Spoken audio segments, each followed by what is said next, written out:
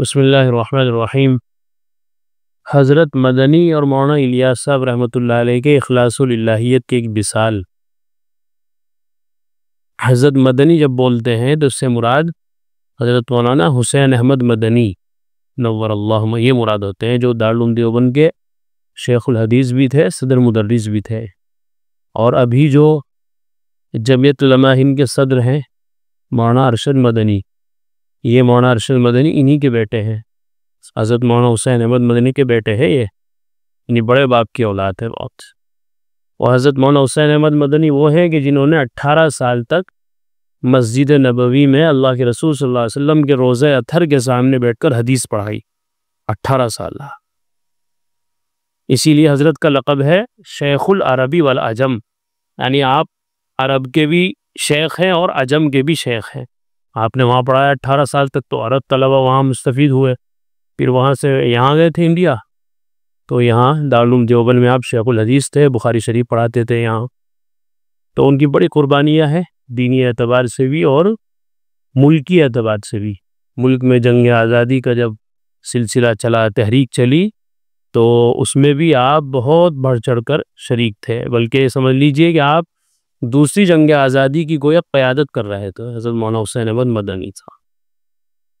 تو یہ ہمارے بزرگان دین، ہمارے اکابر، جن کے نام آج تک بھی بڑی عزت احترام سے لیے جاتے ہیں، یہ یوں ہی بڑے نہیں بن گئے، بلکہ ان کی بڑے قربانیاں، ان کے اندر بڑا اخلاص اور ان کے اندر بڑی للہیت عجیب و غریب تھی۔ چنانچہ ایک واقعہ یہاں لکھا گیا ہے جس سے حضرت مدنی اور مولانا الیاس صاحب تبلیغی جماعت کے بانی، ان دونوں کا اخلاص ٹپکتا ہے۔ کہتے ہیں کہ ایک مرتبہ کھتولی ضلع مظفر نگر میں تبلیغی جلسہ تھا، تبلیغی اجتماع کھتولی میں۔ حضرت مولانا الیاس صاحب رحمۃ اللہ علیہ کی ہم رکابی میں وہاں پہنچے۔ اسٹیشن پر معلوم ہوا کہ داعی حضرات ہاتھی وغیرہ لے کر آئے ہیں، جلوس کی شکل میں لے جانا چاہتے ہیں۔ ہم نے یہ کہہ کر کہ یہ تبلیغی اصول کے خلاف ہے، جلوس کے ساتھ جانے سے انکار کر دیا۔ ایک معمولی سواری پر بیٹھ کر قیام گاہ پر پہنچے۔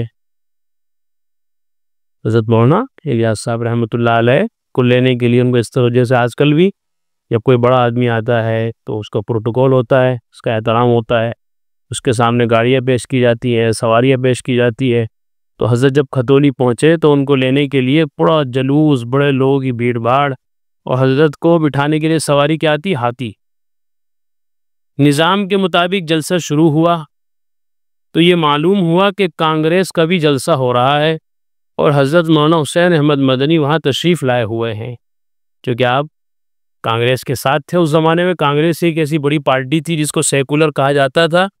یا انہوں نے اپنے آپ کو سیکولر کہلوا رکھا تھا، دونوں ہی باتیں ہیں۔ اور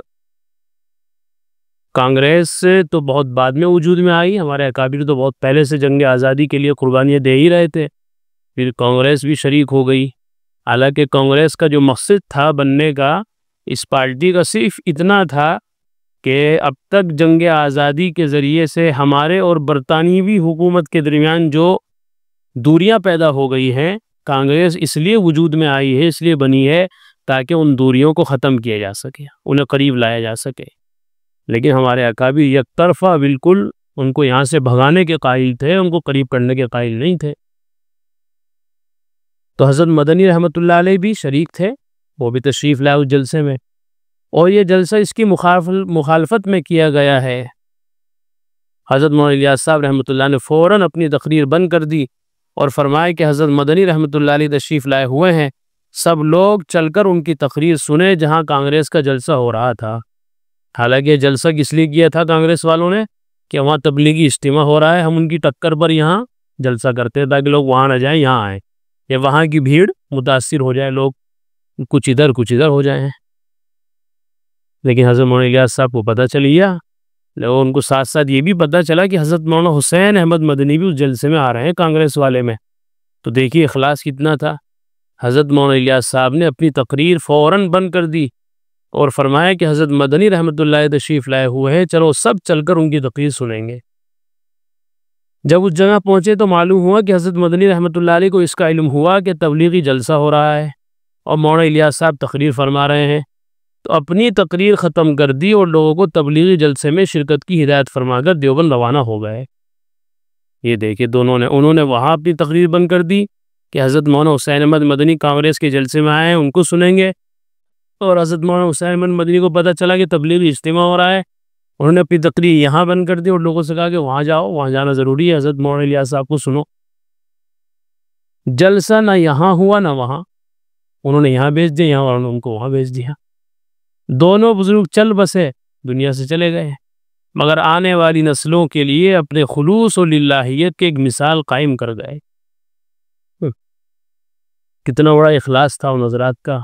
حالانکہ مولانا الیاس صاحب رحمۃ اللہ علیہ بھی کوئی معمولی شخصیت نہیں ہے، اور حضرت مولانا حسین احمد مدنی بھی کوئی کم درجے کے ولی یا اللہ کے آدمی بندے نہیں ہیں، دونوں پائے کے بزرگ ہیں، لیکن ایک دوسرے کا احترام اور ایک دوسرے کی عقیدت اتنی زیادہ تھی ان حضرات کے یہاں کہ دوسرے کی وجہ سے اپنا پروگرام چھوڑ دیا۔ حضرت عمر رضی اللہ تعالیٰ عنہ کو آل رسول صلی اللہ علیہ وسلم سے محبت۔ حضرت اسلم رحمہ اللہ فرماتے ہیں کہ حضرت عمر رضی اللہ عنہ صلی اللہ علیہ وسلم کی صاحبزادی حضرت فاطمہ رضی اللہ عنہ کے پاس تشریف لے گئے اور فرمایا، فاطمہ، اللہ کی قسم میں نے ایسا کوئی نہیں دیکھا جس سے صلی اللہ علیہ وسلم کو آپ سے زیادہ محبت ہو، اللہ کی قسم آپ کے والد کے بعد آپ سے زیادہ مجھے کسی سے محبت نہیں۔ حضرت عمر رضی اللہ تعالیٰ عنہ اہل بیت سے، اللہ کے رسول صلی اللہ علیہ وسلم کی بیٹی سے کہتے ہیں کہ اللہ کے نبی صلی اللہ علیہ وسلم جب تک حیات تھے تو آپ صلی اللہ علیہ وسلم سے زیادہ مجھے کوئی محبوب نہیں تھا، اور میں نے یہ بھی دیکھا کہ آپ صلی اللہ علیہ وسلم کو سب سے زیادہ محبت تم سے تھی، اپنی بیٹی فاطمہ سے، تو لہذا مجھے بھی آپ کے والد کے دنیا سے رخصت ہو جانے کے بعد اب سب سے زیادہ محبت تم سے ہے، یوں کہ تم نبی کی بیٹی ہو، نبی کی آل ان کا خون ہو۔ یہ کتنی بڑی محبت کی اور ایک دوسرے کے جذبات کی قدردانی کی بات ہے۔ لیکن لوگ ہیں کہ جو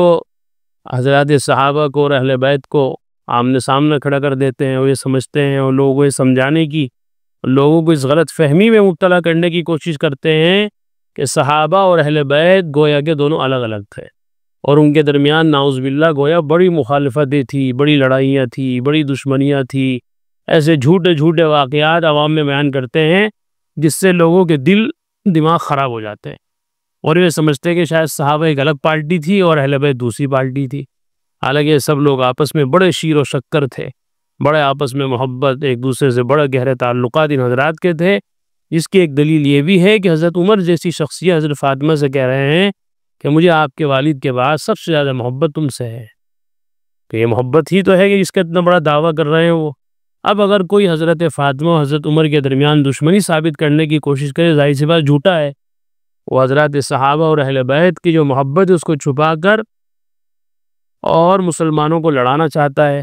مسلمانوں کو دو جماعتوں میں تقسیم کرنا چاہتا ہے۔ اس لیے اس طرح کے جھوٹے واقعات پر توجہ نہ دے کر ہمیں ان جچی تلی صحیح سچی باتوں پر ایمان رکھنا چاہیے کہ حضرات صحابہ اور اہل بیت کے درمیان کوئی مخالفت نہیں تھی، کوئی دشمنی نہیں تھی، کوئی فرقہ بندی نہیں تھی، سب ایک دوسرے کا احترام کرتے تھے۔ چنانچہ حضرت عبداللہ ابن عباس جو خود اہل بیت میں سے ہیں، آپ صلی اللہ علیہ وسلم کے چچا زاد بھائی ہیں، ان کے بارے میں آتا ہے کہ ایک مرتبہ حضرت معاذ ابن جبل مشہور صحابی ہیں اور بہت بڑے عالم ہیں اس امت کے صحابہ میں، تو وہ جا رہے تھے تو حضرت عبداللہ ابن عباس نے ان کے گھوڑے کی نکیل پکڑ لی احترام کی وجہ سے کہ حضرت میں آپ کو لے چلوں گا۔ حضرت معاذ بہت شرمندہ ہو کہ تم اہل بیت میں سے ہو، اللہ کے رسول کے گھر کے آدمی ہو، خاندان کے آدمی ہو، اگر تم ایسا کرو گے تو پھر میں تھوڑا ہی سواری پر بیٹھ سکوں گا۔ وہ فوراً نیچے اتر گئے اور حضرت عبداللہ ابن عباس کے ہاتھ چومے اور ان سے فرمایا کہ جس طرح تمہارے نبی نے تمہیں یہ حکم دیا ہے کہ تم علماء کی قدر کرو، اور علماء کی قدر کی وجہ سے تم نے میری سواری کی نکیل پکڑ لی، میرے ساتھ آگے آگے چل رہے ہو احتراماً، اسی طرح ہمارے نبی نے ہمیں یہ بھی تعلیم دی ہے کہ ہم اہل بیت کے ساتھ یہ سلوک کریں جو میں آپ کے ساتھ آپ کے ہاتھوں کا بوسہ لے کر رہا ہوں۔ یہ دونوں تعلیم، صحابہ اہل بیت کی بھی قدر کر رہے ہیں اور اہل بیت صحابہ کا بھی قدر کر رہے ہیں، تو اس میں کوئی اختلاف یا آپس میں ان میں کوئی لڑائی نہیں تھی۔ کوئی اگر اس طرح کی باتیں کرتا ہے تو یہ صرف خبریں ہیں اور یہ صرف واقعات ہیں، اور واقعات کے صحیح اور غلط ہونے میں کوئی اعتبار نہیں کیا جا سکتا۔ اللہ تعالی ہم سب کو محبت رسول، محبت آل رسول اور محبت اصحاب نصیب فرمائے۔ وآخر دعوانا الحمدللہ۔ قرآن کریم میں اللہ تعالیٰ فرماتے ہیں الا بذکر اللہ تطمئن القلوب، کہ سن لو، اچھے سے سمجھ لو، اللہ تعالیٰ کے ذکر ہی سے دلوں کو اطمینان نصیب ہوتا ہے۔ یعنی اللہ تعالیٰ کے جو انعامات و احسانات و اس کی نوازشیں ہم پر ہیں، اگر ہم ان کو یاد کریں گے تو ہمارے بے قرار دل کو قرار آ جائے گا، سکون مل جائے گا۔ اگر ہم چاہتے ہیں کہ ہمارے دلوں میں سکون آئے، اطمینان نصیب ہو، تو اس کا ایک واحد علاج اور ایک بہترین دوا یہ ہے کہ ہم فوراً اللہ کے ذکر میں مشغول ہو جائیں۔